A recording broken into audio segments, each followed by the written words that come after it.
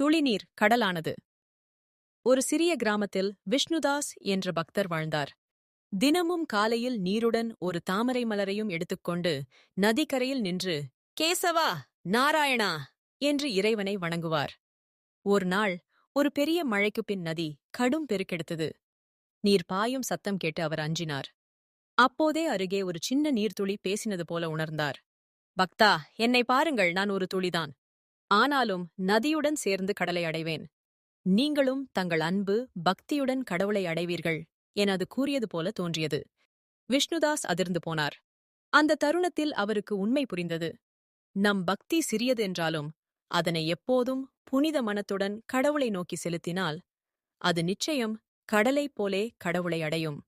அந்த நாள் முதல் அவர் எந்த பெரிய யாகமோ பூஜையோ செய்யவில்லை. ஆனால் ஒவ்வொரு நாளும் ஒரு துளி நீரை மனதார அர்ப்பணித்தார். அவரது கண்கள் என்றும் அமைதியுடன் பிரகாசித்தன. கதையின் தத்துவம்: சிறிய பக்தியும் சுத்தமான மனமும் இருந்தால் போதும். அது நம்மை தெய்வீக நிலைக்கு உயர்த்தும்.